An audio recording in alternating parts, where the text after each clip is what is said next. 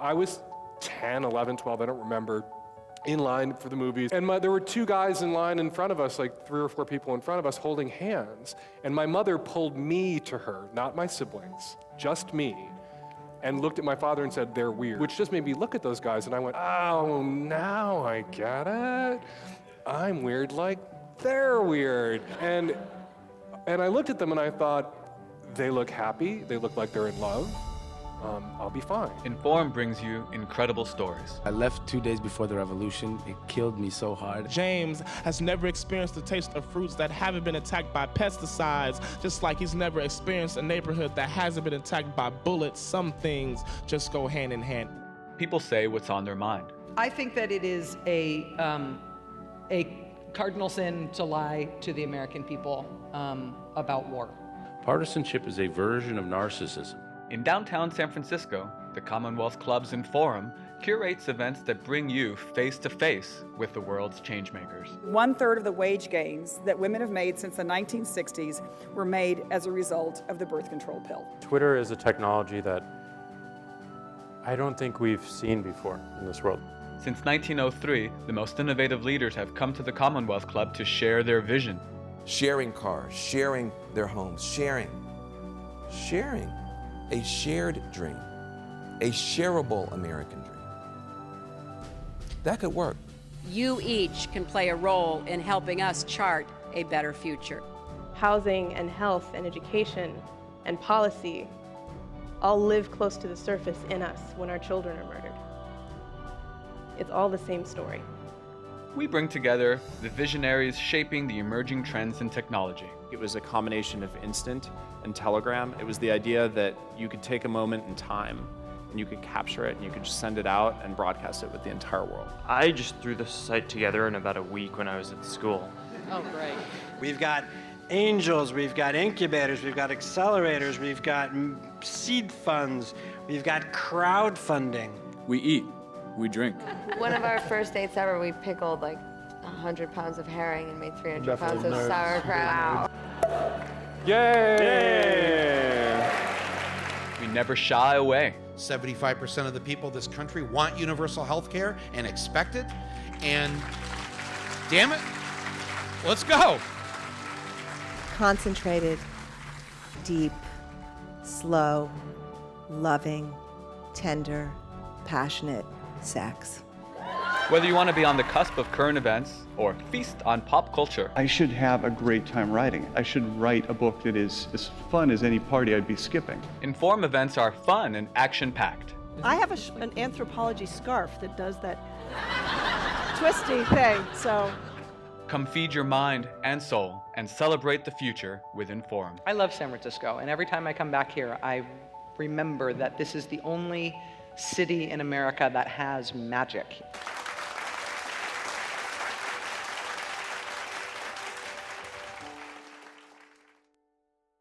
Hi everyone, I'm Crystal Contreras and I'm the director of Inforum. Welcome to today's very special program with San Francisco District Attorney Chesa Boudin and Congresswoman Ayanna Pressley. They're joining us to talk about racial inequity, the criminal justice system, and the future of police reform in the United States. If you'd like to ask either of them a question during this program, you can do that in either the chat or comment section of the live stream that you're watching. The Commonwealth Club has temporarily suspended in-person events, but we are dedicated to keeping you informed during this pandemic. We're going full speed ahead with a full slate of live online programming. Most of these conversations are currently free to the public, so we do ask that you consider donating to the club to help us continue our work. Please visit us at commonwealthclub.org/online to learn more, and you can also text the word donate to 415-329-4231 during this live program. You can find this information and more in the description box below. Now, please join me in welcoming DA Chesa Boudin and Congresswoman Ayanna Pressley to Inforum. Hello and welcome to today's virtual program with Inforum at the Commonwealth Club. I'm Chesa Boudin, San Francisco District Attorney. Today, I am so pleased to be joined by Ayanna Pressley, representative for Massachusetts 7th Congressional District. We're here to talk about the future of police reform and how we can protect the people most impacted by injustice in America. If you'd like to ask us a question, please do so in the comment or chat section of the live stream. We will try to get through as many as we can at the end of this program. But now, let's get started. Thank you for joining me this evening, Congresswoman Pressley. I'm going to call you Ayanna, if that's all right. I'm glad. This isn't our first time speaking, so I, consider you a friend and a great partner in this work, and I'm delighted to join you this evening. Likewise, and one of these days we'll get to do it in person. But for now, coast to coast, virtual encounters are the order of the day. I'd like to kick it off, Ayanna, with a question about something that you and I share, something we have in common. We both come to this work with a very personal understanding of the real pain and generational trauma that our criminal legal system and mass incarceration crisis has inflicted on families and on entire communities. Can you please share a bit about how your personal experience has inspired you and the approach you take on this work? Yeah, absolutely. First, I just want to say that I would like to think that both of our being in the roles that we're in really does speak to the power of representation, the power of lived experience. It's so important in these positions that we have a diversity of lived experience, perspective, opinion, and thought. And that is not for sort of contrived moments of kumbaya so that we can say how progressive and diverse and inclusive we are. It's because it directly shapes and informs what questions are asked, informed by those lived experiences. And so, for me as the child of an incarcerated parent, formerly incarcerated parent, and now being married to someone, my partner, like my father, was also involved in the criminal legal system, and the fact that I'm married to a Black man, and that is his story, a part of his story, and that my father is a Black man, and that is a part of his story. Neither are anomalies. And in fact, it's very common. And that does speak to the systemic and pervasive nature of mass incarceration. With my father specifically, my father experienced great childhood trauma, many destabilizing factors. His mother died early. He and his siblings grew up in a colored orphanage. That was what it was called at the time. And my father, he sought ways with which to soothe his traumas, and that was substance use. And so my father committed crimes to support that addiction, that disease. But my father was no criminal. But society says something otherwise because we do criminalize substance use. And so my father cycled in and out of the criminal legal system for some 14 years. It was very destabilizing. I felt I missed him terribly. I resented him at times. There was a lot of work that we've done over the last decade plus to build a relationship. And I'm very proud to say that, 6 years ago, he walked me down the aisle and gave me away to the love of my life. And so I think ours is a story of redemption and forgiveness. But also my father is someone who attained 2 advanced degrees while he was incarcerated, went on to become a professor of journalism and a published author. And I'm very proud of him. I do not believe my father should ever have been incarcerated. My father deserved culturally competent, on-demand, substance use treatment, not to cycle in and out of the criminal legal system. Social problems and crimes don't go to jail, people do, and their families along with them.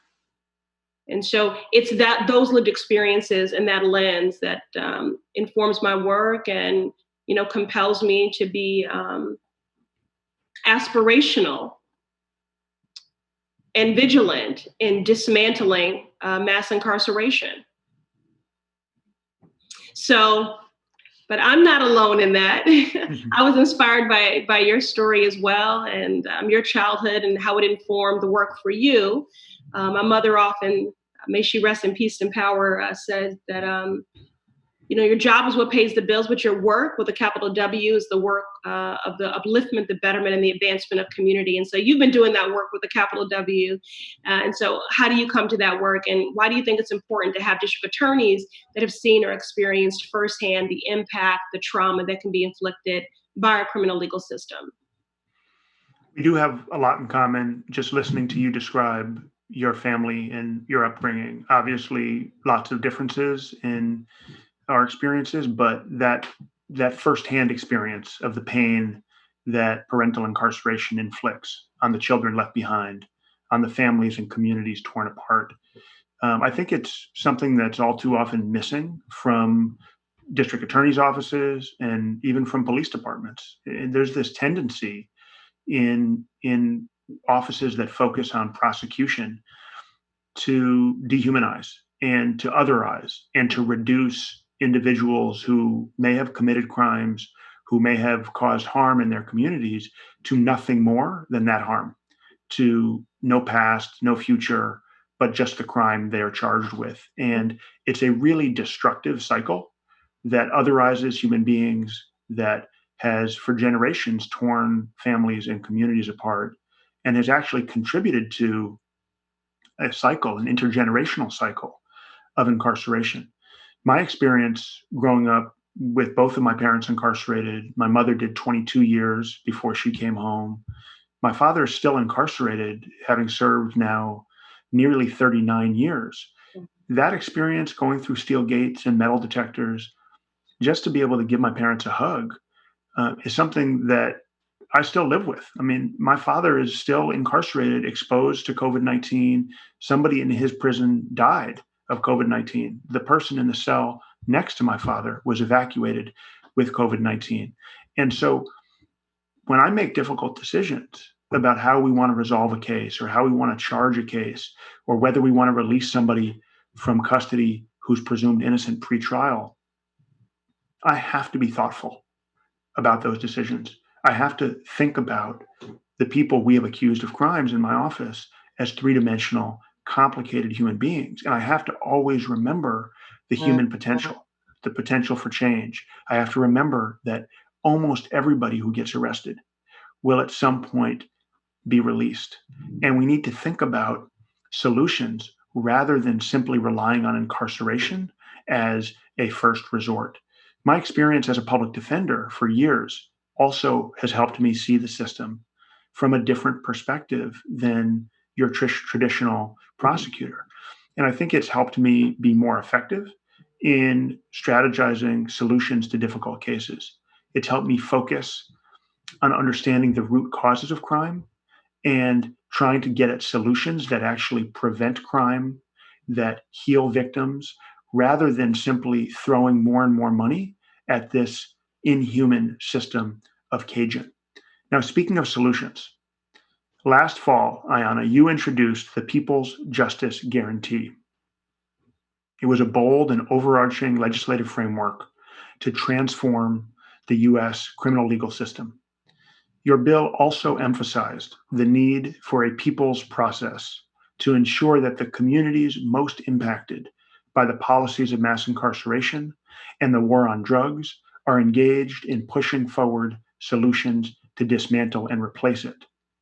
Can you tell us about your People's Justice Guarantee and why it is so important to have meaningful community involvement and voices of those impacted when crafting substantive police reform? Yeah, I know we have to keep this going. I have so many thoughts about what you just said. So I just want to first just receive and hold space for that, which you shared, and just say, I'm just so glad you are where you are. And when I think about the work that you're doing and my People's Justice Guarantee, people will often refer to us as being radical, but Angela Davis reminds us that to be radical is just to get to the root of something.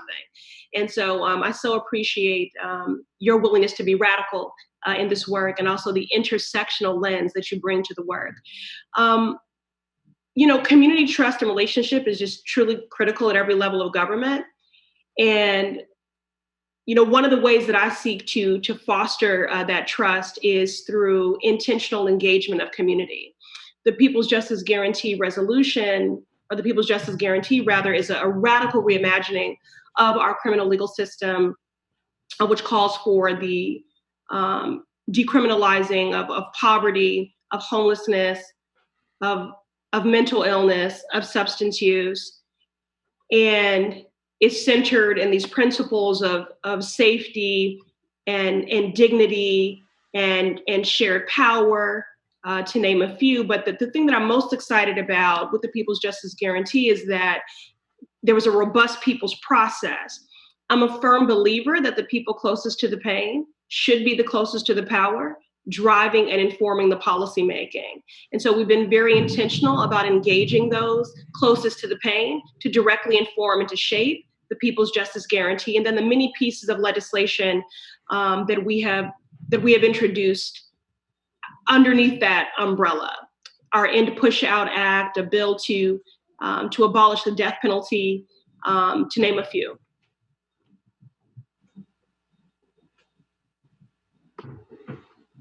So, Chesa, I understand, Chesa, there's too many questions that I want to ask you.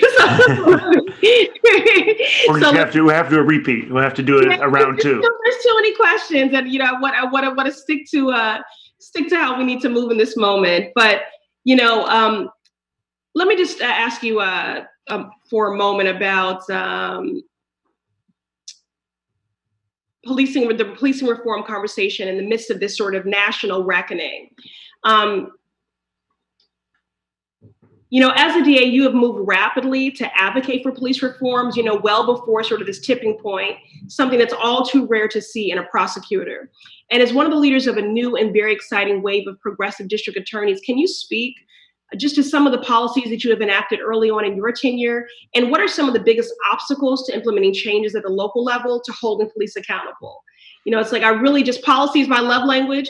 So I want you to just unpack that and let's sit there. I've been talking about how we're in this midst of a culture shift. And then we need to see a power shift. And the only receipts that are going to matter are law change and then what we see codified in our budgets. So talk to me about policy a little bit. Absolutely. Well, like you, I love policy, and it's really, as they say, where the rubber meets the road in terms of the work we do. We can have ideas, we can listen to community, and then the question is, how do we implement and how do we effectuate change in a way that's lasting? And the way we do that is through policy changes. And policy can inform, culture, it can help to shape culture, and it's a critical part of what we do. And I've been in office a little over 7 months. And we've been working as hard and as fast as we can because there is no shortage of opportunity in the criminal legal system for urgently needed change. So we are constantly trying to roll out new policies, and many of them are aimed at building trust between communities that are impacted by mass incarceration and by crime and law enforcement. We know, and if we didn't know it, if people weren't paying attention in the last couple of months, watching the whole country and the whole world rise up and demand change and demand that Black Lives Matter and that they begin to matter and that we treat them like they matter. Everybody who wasn't paying attention, I think, now realizes we have to build trust. And I think prosecutors play a huge role in that. So I'll give you a few of the policies that we've implemented aimed at reforming our criminal legal system, aimed at building trust, and aimed at increasing transparency and accountability with the folks on the front lines, the police who are making arrests and who are interacting with the public every day. One thing we've done is to implement a policy that would provide victims compensation for victims of police violence. The current California Victim Compensation Board procedure almost guarantees that people who are victims of police violence, whether it be a shooting and a killing, or whether it simply be the kinds of violence that we've seen in response to protests all over the country where police beat someone or tear gas someone in the face, those folks are denied systematically access to the same benefits that victims of other crime would receive. And so our office stepped up and changed our policy so that we will now pay for funeral costs. We will pay for and connect people with therapy or mental health trauma services the same way we would with any other victim of any other crime. Another thing we've done to ensure that we are not complicit in covering up or excusing police excessive force is we've implemented a policy that before we charge a case that involves a resisting arrest or an assault on an officer charge, we must review body-worn camera footage or other available independent evidence. I want to be clear about why we did that. Of course, we know that there are cases where people resist arrest or assault police, and we will continue to prosecute those cases. But we also know that when police do use excessive force, the police report doesn't say, I used excessive force, I beat the person up for no reason. The police reports, even in cases like George Floyd's, the police reports make it sound like the person was resisting arrest or was assaulting the officer. And the only way we can be sure that we are not complicit in covering up police misconduct is if we look at all available evidence before we decide whether and what charges to file. Similarly, we implemented a policy of going through the ranks of police officers in San Francisco and identifying officers who have such a serious history of misconduct that their particular investigations, their particular testimony is something that we have reason to distrust. And in those instances, we will not call those officers. We will not file charges that depend on their testimony. We've also strengthened our independent investigation bureau, the team that investigates police use of force and police shootings. And we've introduced legislation at the local level that would prevent San Francisco from ever hiring a police officer or a sheriff's deputy if they have a history of serious misconduct in a prior location. We don't want to hire people from Vallejo or from Sacramento if in those cities they use excessive force or if they lied in their police reports. We don't want them wearing uniforms, carrying guns, and making arrests on our streets. We want the public to know that we hold our law enforcement officials and officers to a very high standard, that they can trust the people they're interacting with, the people who are testifying in our courtrooms, to have the highest levels of integrity. Now, those are just a few of the things that we've done. I could spend all day talking about. Yeah, I'd love to build on some of that, and I don't want to filibuster, but I do want to just go. I want to go back to my People's Justice Guarantee just for 1 second, because I want to pick up on some of what you were offering there. And I mentioned that the People's Justice Guarantee is rooted in these principles of equality and safety and dignity. And I wanted to just pick up on what you were saying. It's hard not to think about what's happening on the ground in Portland right now. And one of the things that we really underscore in the People's Justice Guarantee is for the elimination of surplus military grade weapons and billions of dollars of equipment being offloaded to police departments. We have literally equipped our police officers as if they are going to war, and that has got to stop. And, the safety component is about everything from what you were raising and your very legitimate, incredible fears for your father, which we've had to fight to center the humanity and the dignity and the safety of our loved ones, because people do dehumanize them, right? And so that's why dignity is one of the principles of the People's Justice Guarantee, because it's so important that humanity, dignity, and health are codified in our laws. And until that happens, our job really is not done. And these systems and policies have really been crafted to intentionally inflict harm. And we must, with that same intention and with that same precision, legislate for the dignity, the humanity, the healing, and the justice of all people. And that includes our incarcerated loved ones. In the midst of this pandemic, when people think of our most vulnerable, they immediately go to those in nursing homes, which is true, and those experiencing homelessness. But they are often completely forgetting about our loved ones that are behind the wall. And so I'm just so grateful for your advocacy and your partnership on that and so many other issues.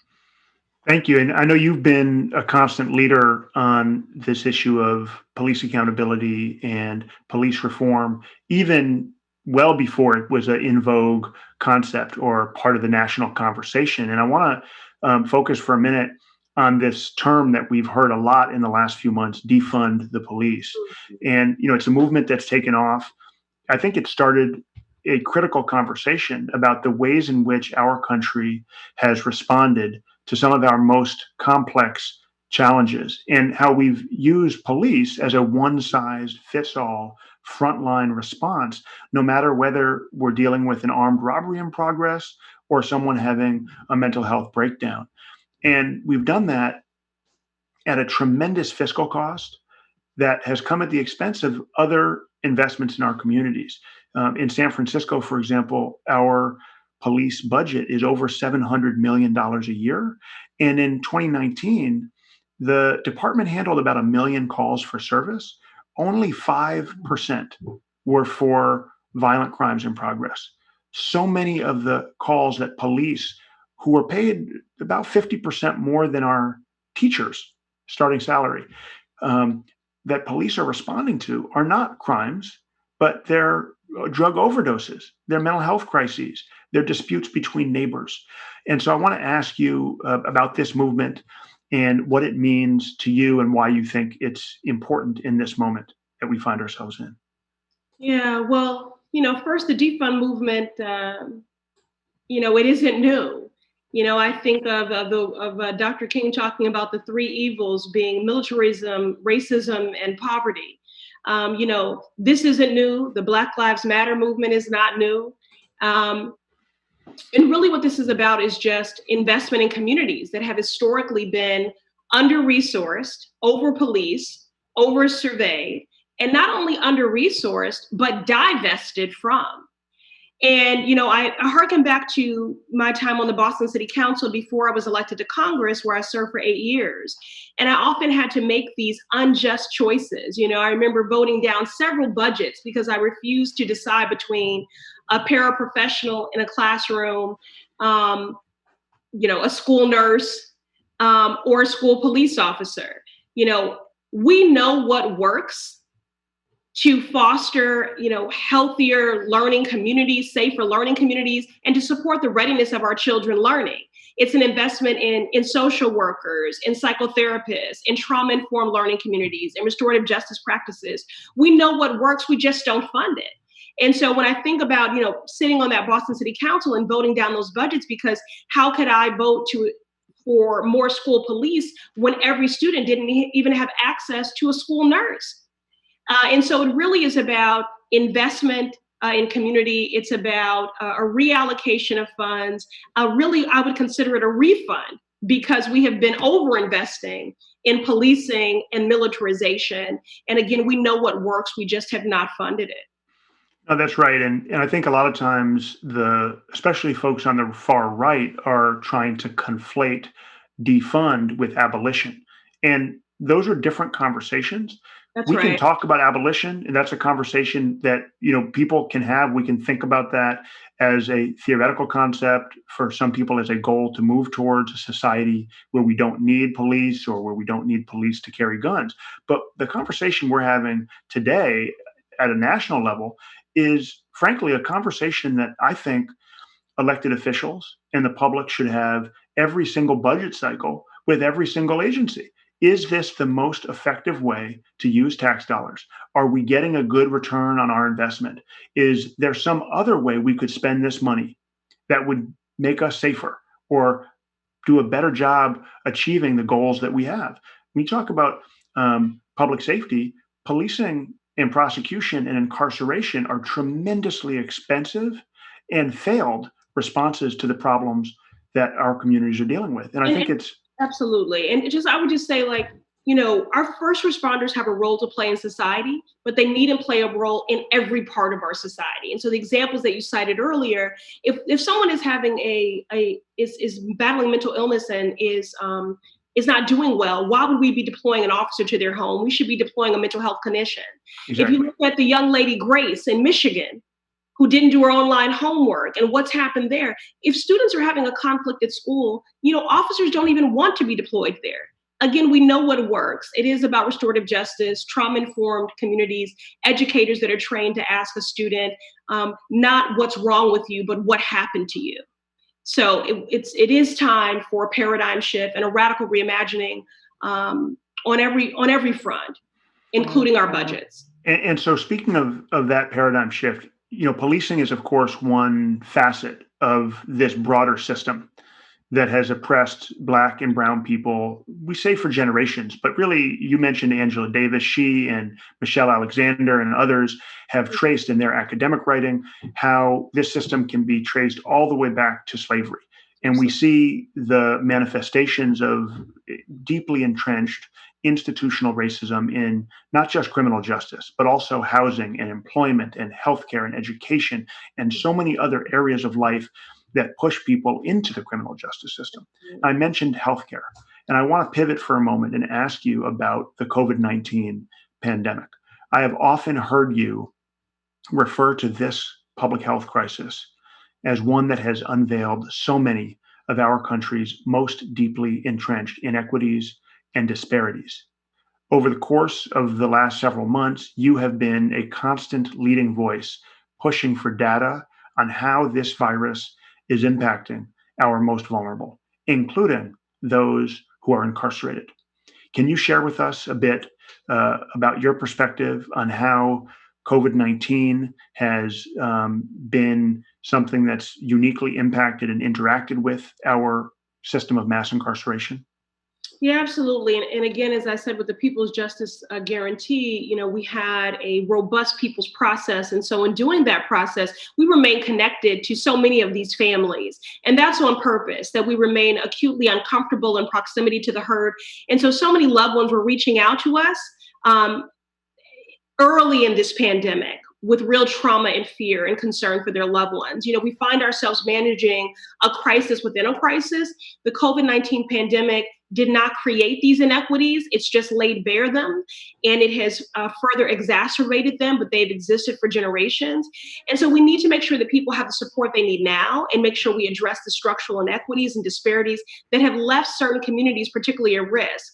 And, my district in the Commonwealth of Massachusetts, the Massachusetts 7th, the Mass 7th has been hit hardest because of unequal access to healthcare. This is a district, 53% people of color, some of the highest rates. And also 1 in 4 children in my district have an incarcerated loved one, right? So we're in the midst of yet another spike in COVID-19 across the country. And so any efforts to address those spikes must include a focus for our loved ones that are behind the wall, our neighbors behind the wall. Our nation's jails and hospitals, our nation's jails and prisons are not hospitals. What they are petri dishes for the COVID spread.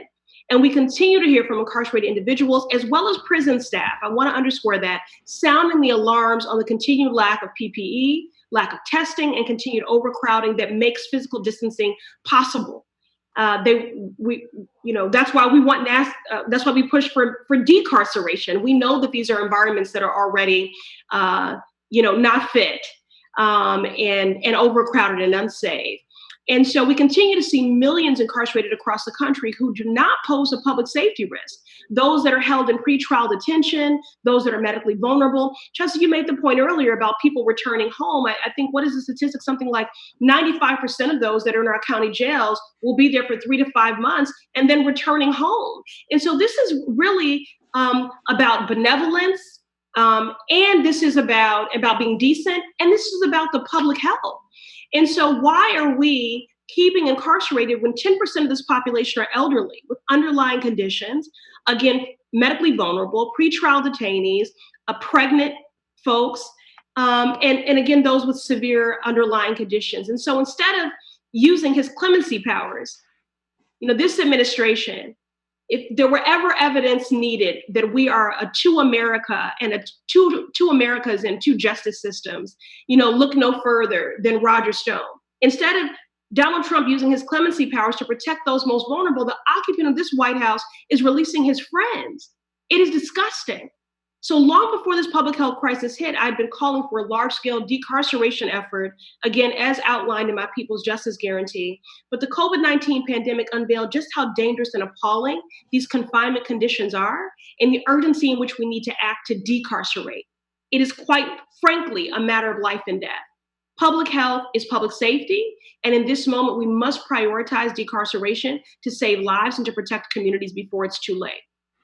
I ran my campaign last year on a platform that focused on some of these issues. I ran my campaign on a platform that promised jail reduction and policies that would end mass incarceration. And I ran that campaign that way because I saw firsthand in my own life experience the ways that mass incarceration actually undermines public safety. And we've talked a little bit about that earlier, but I think you're exactly right when you say that the current pandemic of COVID-19 has really made clearer than ever how mass incarceration is a very clear and present danger to public safety. You look at what's happening right now in San Quentin Prison, just a few miles away from San Francisco, where I am, the horrendous outbreak that's already cost more than a dozen lives in in California State Prison. You look at what's happened in jails from Rikers Island to Cook County in Illinois and beyond. The people that live and, as you said, work in jails and prisons are connected to every single community in this country. Yes. Every single community. We have over 1 million people that work in prisons across the country, correctional officers, healthcare workers, counselors. We cannot simply pretend that prisons and jails don't exist. We cannot continue to incarcerate at the rates, with the overcrowding, with the negligence, with the lack of medical care that we have done for decades. In San Francisco, when the COVID crisis was declared as a state of emergency, we began working very quickly to decarcerate our jail.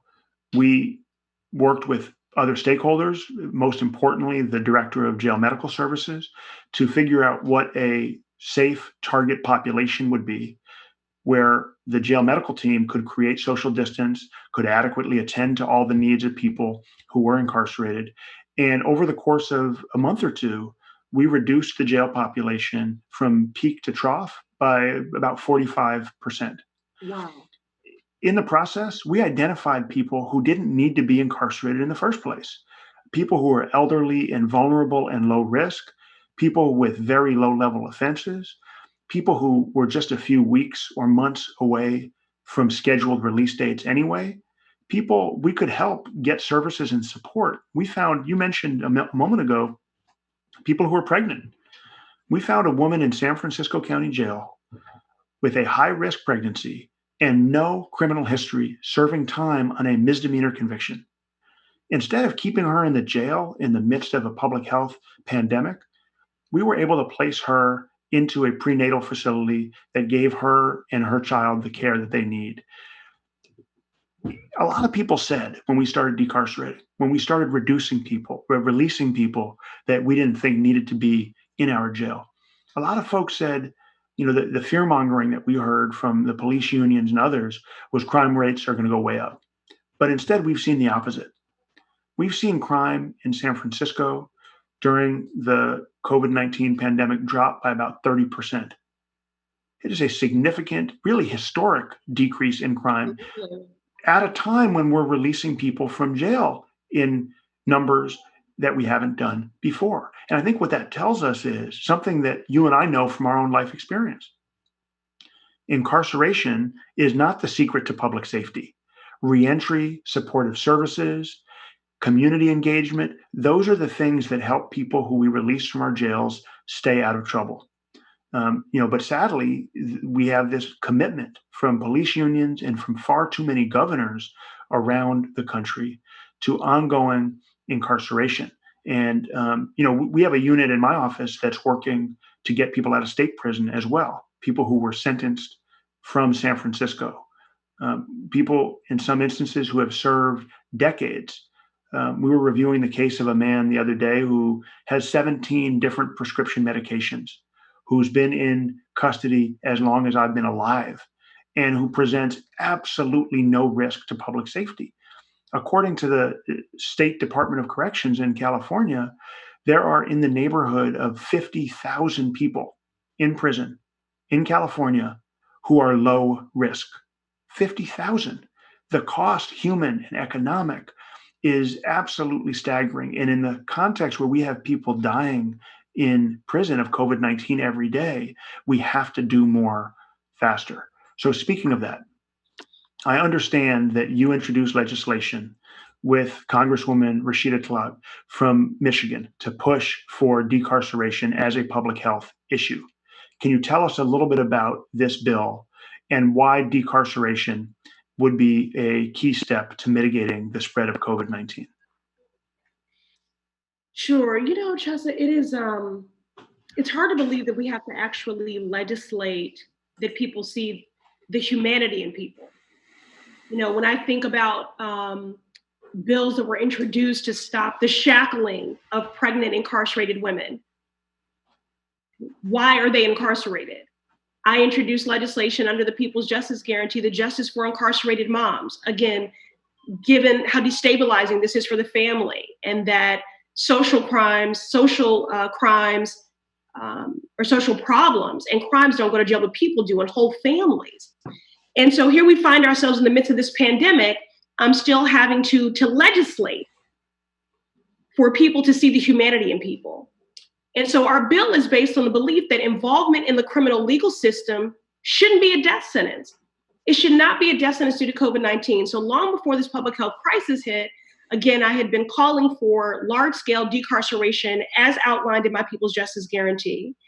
And again, the COVID-19 pandemic unveiled just how dangerous and appalling these confinement conditions are, and the urgency in which we need to act to decarcerate. Again, it's a matter of life and death.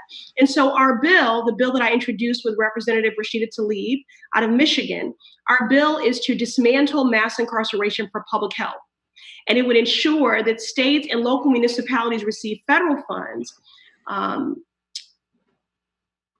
or those municipalities that are receiving federal funds are decarcerating those who do not pose a public safety risk, like those that we enumerated earlier: pretrial detainees, those that are medically vulnerable, pregnant individuals, seniors, and those with severe underlying conditions. So, my congressional efforts to push for decarceration have largely been focused on the Trump administration and state governors. They keep us very busy, but I wonder why. Yeah, I can't figure that out. Very busy. But DAs too can play a role in ensuring that we are just quickly and safely reducing jail populations, as you've already alluded to, and we're so grateful for your example. So, you have a role to play as well in quickly and safely reducing jail populations to mitigate the COVID-19 spread in our jails and prisons. And you've really risen to this challenge. You've been pushing to decarcerate the jails in San Francisco. Can you speak to your most recent advocacy around the crisis at San Quentin State Prison? I understand, and you just alluded to it a moment ago, there's been a devastating outbreak there that has led to more than half of individuals incarcerated there contracting COVID at some point. How have you worked to reduce the jail population in San Francisco? And what more can be done at the local level to stop these outbreaks? I'm setting you up as the model. We want to see other people, follow your practices there. So what have you been doing? What's been working? There's a lot of pressure when you frame it that way, but we're doing our best. And I know that there's always more work we could do in this space. So let me talk a little bit about the context, and then I'll answer the question about what we've done. For folks who aren't familiar, as district attorney, the main focus of my work is in the pretrial phase. It's when people get arrested. We're looking at, do we charge them? If so, with what? Do we ask the court to release them, or do we ask the court to hold them in custody even though they're presumed innocent? And then once a case is resolved, we're figuring out what an appropriate sentence is and asking the court to impose that sentence. And when people are sent to state prison, most of our work is traditionally done. Most of the time, district attorneys, they move on to the next case. But California has a relatively new law that allows district attorneys to revisit cases that were sentenced out of their office and to ask the court to resentence someone to a lower term if there's an appropriate reason for doing so. It's a Penal Code provision 1170D for all of you law nerds out there. Yeah, policy wonks up. So, what we saw in the beginning was California did a great job while states like New York were dealing with the brunt of the COVID-19 pandemic. But then the Department of Corrections here in California, CDCR as its acronym goes, made a couple of really horrific mistakes. And one of the things they did was they refused outside offers from scientists and the medical community to offer free testing to people incarcerated in San Quentin State Prison and the staff that worked there. And then the next thing they did, which was even more inexcusable, was they transferred people from a different prison that had had a COVID-19 outbreak to San Quentin without testing them. San Quentin didn't have any cases of COVID-19. Kind of miraculous, until they transferred people from, I believe it was Chino State Prison. And once those people from Chino arrived in San Quentin, COVID spread like wildfire. And I think the last count is we have about a dozen individuals who passed away from San Quentin. We have approximately 50% of the entire prison population that has tested positive for COVID-19. We have hundreds of staff that work in the prison that have tested positive. And so I've joined forces with many state legislators, with other elected officials, with community leaders, with formerly incarcerated people, to call on the governor to release more people from San Quentin. And I've also been working closely with the Department of Corrections to try to get access to the paperwork and the files that my team needs so we can review every single case of every single person who is in that prison out of San Francisco County. And we've already resentenced somewhere in the neighborhood of a dozen people. We've brought people home, people who we've identified as low risk, people who have served their time, people who've changed and who are no longer the same person who committed a crime 20 or 30 years ago. And in every one of those cases, our team is working to come up with a reentry plan to make sure that someone who is released has a place to go, a community to keep them safe and keep their reentry on track. And also to reach out to the victims in the crime they committed to ensure we're giving those victims a voice and including them in this conversation. So that's a little bit about what we've been doing. And I think it's really imperative that we have the kinds of incentives that your bill would create for local governments and state governments to go further. There's this tendency, I think, in the criminal justice space to kind of govern out of fear. And, we've seen time and time again that people, whether it's governors or district attorneys or mayors, are basically making decisions that are not based on data or empirical evidence, but rather based on the sort of worst case scenario, the outlier crime. And if you're thinking about it from that standpoint, if you're worried that somebody who your office releases from jail or prison is going to commit a serious crime, then you will never release anybody from jail or prison.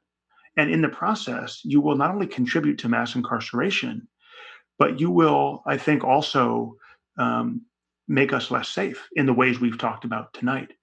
And so one of the things that I've been challenged by, and I wonder if you have thoughts about this, is how we can tell stories, tell success stories, tell the stories that humanize people who don't usually make the headlines, right?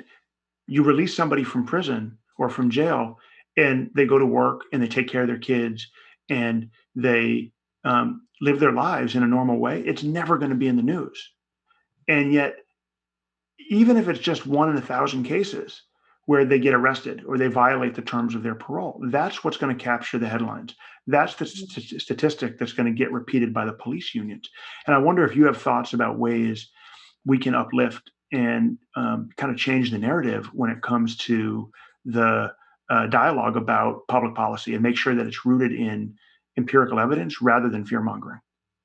Well, first, I have to give credit where credit is due and just say that, you prove that decarceration is possible.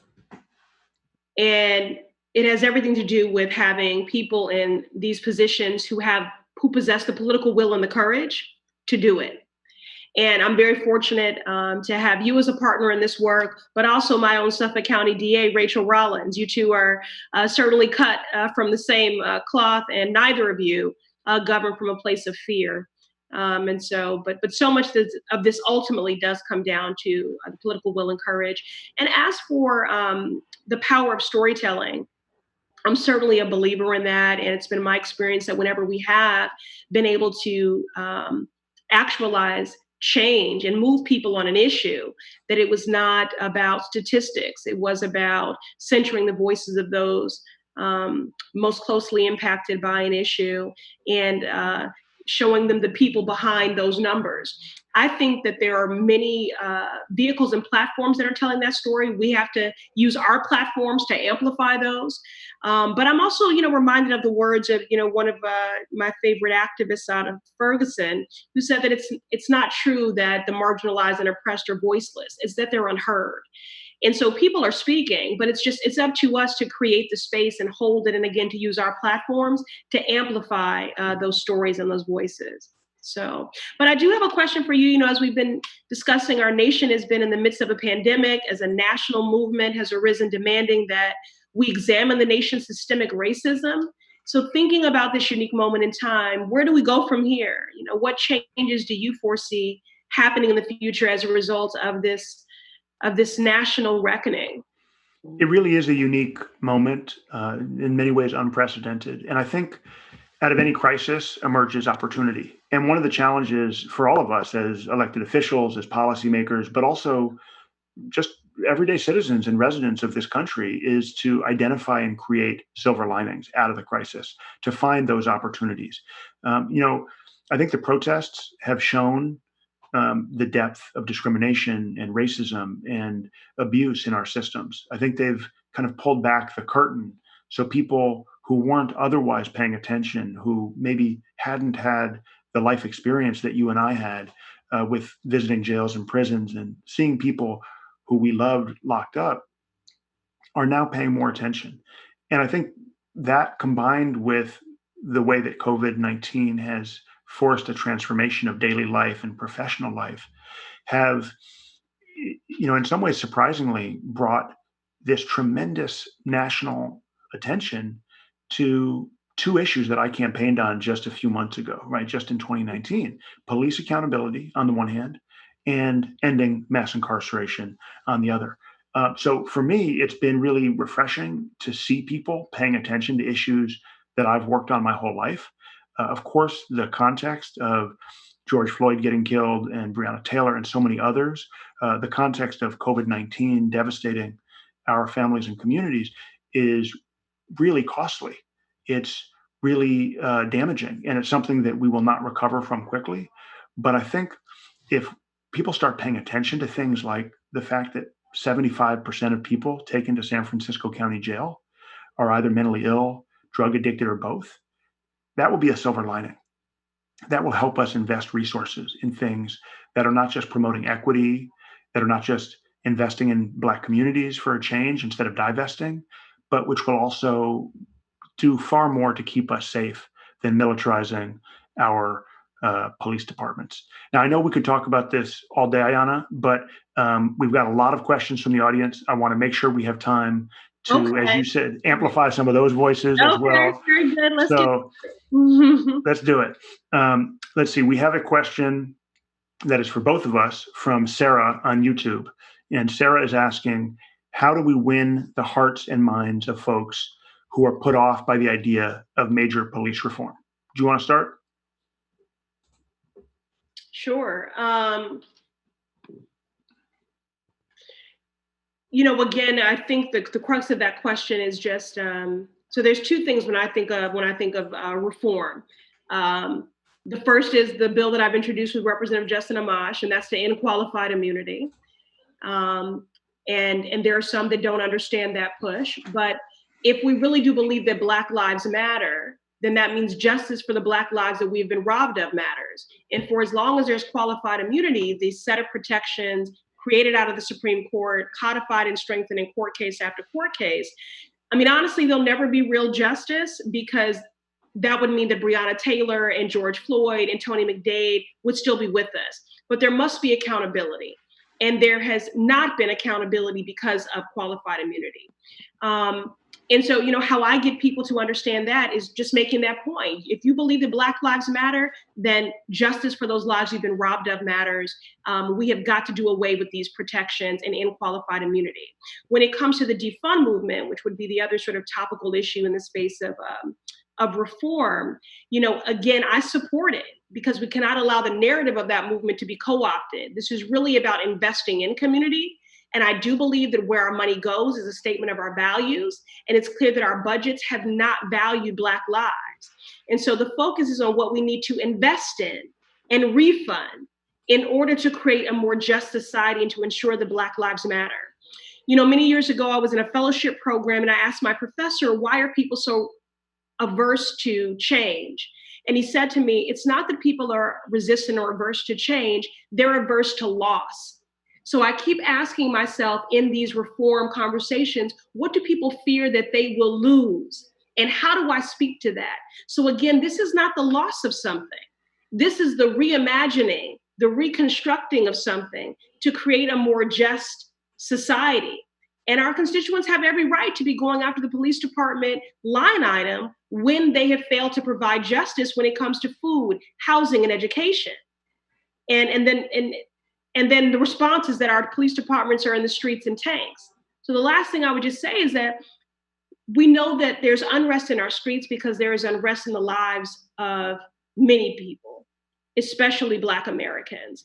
And these most recent consecutive murders of Black Americans at the hands of those sworn to protect and to serve, operating with callous impunity and disregard for human life, for Black lives, that has been the tipping point.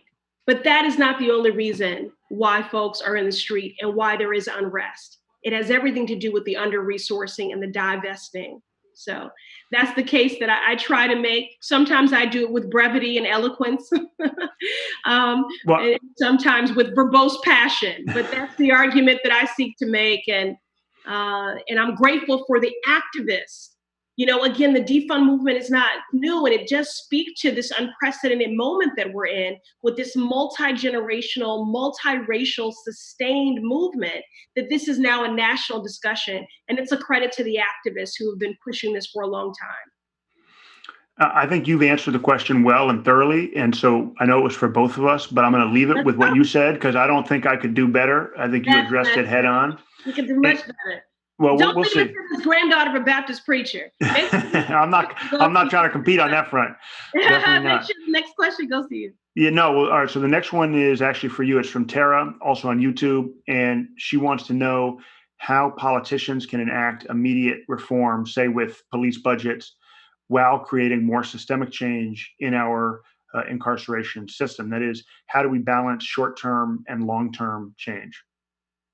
Right. It is not or. It's not. It's and. It has to be and or. So we have to be working in parallel tracks. So that's exactly why, Chess and I can be doing the work of making sure that while people are incarcerated, many people who we believe should not be there, that they are being treated with dignity. That's why we do need to pass things like the People's Justice Guarantee Resolution. That's why we need more DAs doing the good work and modeling what Chess is doing. It's why we continue to push for decarceration in general, but decarceration in the midst of this pandemic, while at the same time seeking to advance other things, like my End Pushout Act to address the criminalization of Black girls in our schools, who are 6 times more likely, at least in my district, and in other states, it's even higher, to be disciplined, suspended, or expelled because of the criminalization of how we wear our hair, what our bodies look like, simply how we show up in the world. So there's more girls justice involved than ever before, and there's more women incarcerated than ever before. And so that's how I seek to sort of address this 2-track, to disrupt the pathway from school to confinement is one example with my End Pushout Act, while also introducing legislation to dismantle mass incarceration for public health, legislation to end qualified immunity, and pushing, again, all the other reforms that Chess and I have been speaking to this evening. It's not a matter of or, it has to be and. That's right. And I know the question was for you, but I'm going to take the moderator's prerogative and I'm going to weigh in on this too, because it's an important question. And I think it's one that probably has a slightly different answer for folks like you who are writing the laws and in the legislative process. And for, folks like me in a district attorney's office where, I have about 300 staff, 320 some staff in the office, and we have over 5,000 open cases. There are literally infinite ways that I could be spending my time in the short term. There is always one more case that I could weigh in on, one more lawyer that I could work with, one more local issue that I could attend to that's happening right now in this moment. And so it would be really, really easy for me to lose sight of and forget about longer term change. On the other hand, we know how broken the system is. We know how deeply entrenched these problems are. We just spent the last hour talking about it. So it'd be really easy for me to put aside all the current cases we've got and all the day-to-day problems of running a big government agency and just focus on long-term policy change and institutional change. Neither one of those is going to work, right? We have to remember the relationship, the constant interplay and dialogue between what we do today in the cases that we are handling, in the decisions that we make around community interactions and around all of the little things that we do, the sentencing commission that I sat on for 2 hours this morning. And, all of those little decisions in the short term have really important consequences in terms of our ability to achieve the longer term goals. So I just try to remember that there is a dialectic between short and long term. And if we ignore that or forget about it or lose sight of it, it is so easy to get lost in the moment. And you end up, if you'll forgive the literary reference, a little bit like Holden Caulfield, The Catcher in the Rye, just trying to catch each individual, whether it's a victim or whether it's a defendant, just trying to catch each one and make sure that nothing goes wrong. And you could do that all day, every day in this system and never, ever think about the big picture or the long term. And actually, one more thing, Tara, I do want to say in the immediate short term, it's just budgets. It's easy for me to just to think everything on the federal level, but having worked on the city council for 8 years, that is a place to start right away. Federal, state, municipal budgets. Congresswoman Barbara Lee recently introduced an amendment to strike 10% from our military budgets. I mean, it's things like that. We're going to keep doing our work on these legislative bodies, but don't forget the power that our governors and our mayors have with the stroke of a pen to effectuate some of this change right away with our budgets. And that's actually a great segue into the next question, which is from James on YouTube.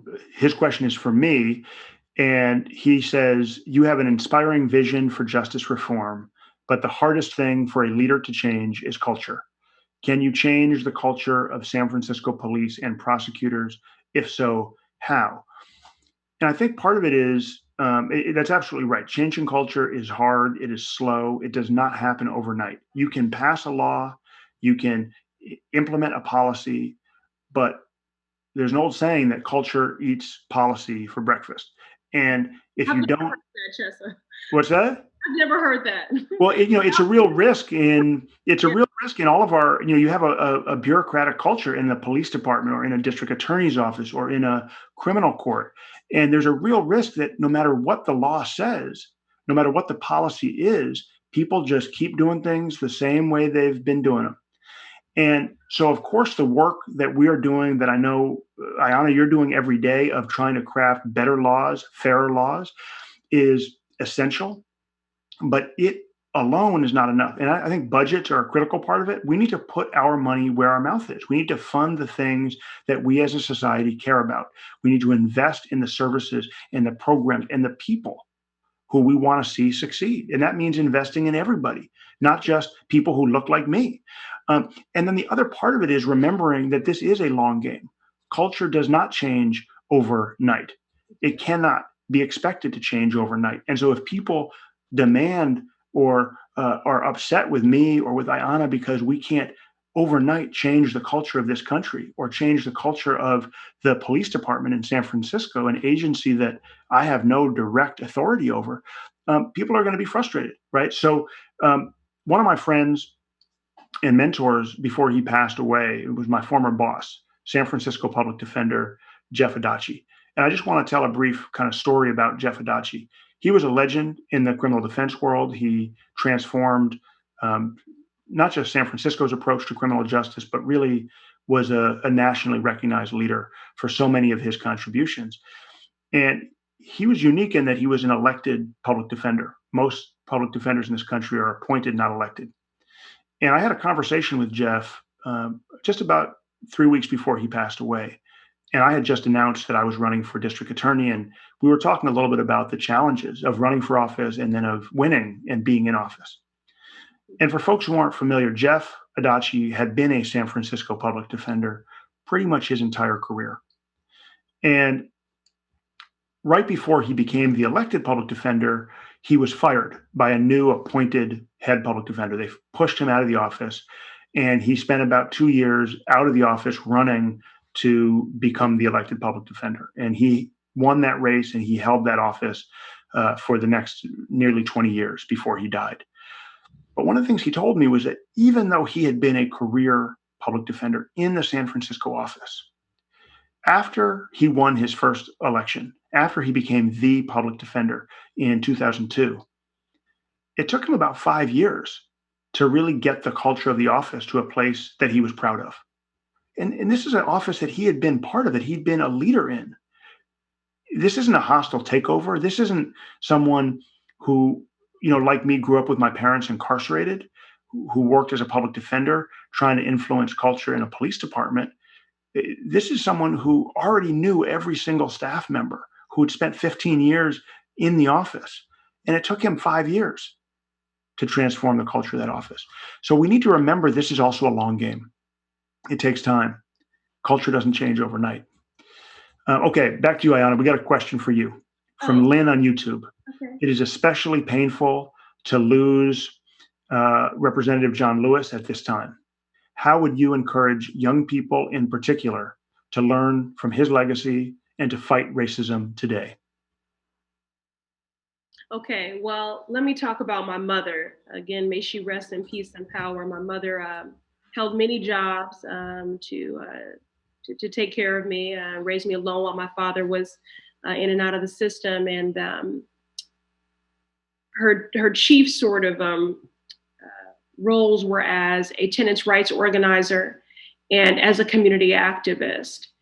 And she made sure that I knew early on that it was beautiful to be Black and I should be proud of that, but that I was being born into a struggle.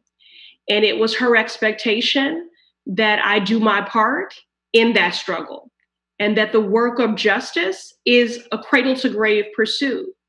And I'll paraphrase, I think it was Coretta Scott King who said that justice is earned, I'll paraphrase, every generation. And so what I would say to our young people is that what John Lewis taught me is tenacity. There are so many gains that were made possible because of the sweat equity and the personal sacrifice and the commitment of folks. I mean, if you think about the Montgomery bus boycotts and the freedom rides, the Greensboro sit-ins, these things were 6 months, 7 months, 392 days, years. And that work never stopped. Look how, John Lewis shed blood on a bridge. And then in his lifetime, he had to see the Voting Rights Act gutted. And yet he never allowed himself to be depleted. He never allowed himself to be defeated. He stayed in the fight because this is a fight that we must be in and that we earn every generation. And so that's what I would say to our young people. Just know that you are powerful. My mother always told me that, and it was not an easy thing for me to always believe because we were living in the residual aftermath of discriminatory, draconian policies, very hurtful things, redlining, the failed war on drugs, welfare reform. We were destabilized by my father's absence and the trauma of poverty and of sexual violence and substance use and all these things. But my mother made sure I still never lost sight of the fact that we were powerful as a collective, as a community, and that our self-agency and determination is powerful. And so that's just what I would say to our young people. If you want to do the work of justice, just know that that is a lifelong pursuit. That is a lifelong pursuit. And we need you. And we don't have the luxury of growing apathetic or cynical because too many people are depending on us. And if you really feel down, give me a call. Okay. I love it. Make sure you stay in this movement. We need you. Careful what you offer. I'm going to call you regularly because we all need support. We all need support. So unfortunately, we are running out of time and we don't have time for further audience questions, but it is an in-forum tradition to ask all speakers the following question. What is your 60-second idea to change the world? Now, Ayanna, I don't want to put you on the spot. I've been an in-forum guest before. So I'll go ahead and I'll give you 60 seconds to think up your answer while I give mine. Okay. And then we'll wrap this. Okay, go ahead. So my 60-second idea is a really simple one. It's really in the moment, but I think about criminals and I think about criminal prosecution all the time as district attorney. And what I would love to do to change the world is to get the criminals out of the White House and put the people back in. Wow. Okay, that was way under 60 seconds. You hit that. You were Simple. Ready. Okay. Done. Let me try to follow your lead. Okay. I'm going to say what would change the world? Ending homelessness. And it is actually possible. That was the very first bill that we had a hearing on the Financial Services Committee, a bill to end homelessness. And we learned that legislation was scored, the amount for it was $13 billion. So the equivalent cost of one military aircraft carrier. I just want to say that, okay? So 60-second, what would change the world? End homelessness. Housing is a human right. It's about the political will and the political courage. We can end homelessness for the equivalent cost of one military aircraft carrier. Well, that is a great answer, and it's one that I know would also tremendously enhance public safety as part of the process of changing the world. So I definitely share that idea and that vision. With that, it has been a pleasure to be in conversation today at In-Forum at the Commonwealth Club. Thank you so much to Congresswoman Ayanna Pressley for joining me. We encourage all of you to research police reform in your own communities and welcome your questions and concerns. If you'd like to watch more virtual programs to support the Commonwealth Club's efforts in making virtual programming, please visit commonwealthclub.org/online. I'm San Francisco District Attorney Chesa Boudin. Thank you. Stay safe. I'm Dan Ashley, the evening news anchor for ABC 7 News in San Francisco, and I hope you and your loved ones are staying safe, healthy, and comfortable during these very challenging times. I am also a proud board member of the Commonwealth Club, one of our most important Bay Area institutions. The club has been hosting wonderful events with exciting speakers and topics in the Bay Area for over a century. In times of crisis, good information and strong connections in our community are especially important. And during the current COVID-19 crisis, the club has really stepped up. Since March 6th, the club has brought you over 150 live-streamed events with speakers and panelists, including past governors, secretaries of state, and many, many more. Every program includes a live chat, so you and viewers all over the Bay Area and beyond have been able to ask these experts the questions that are on your minds.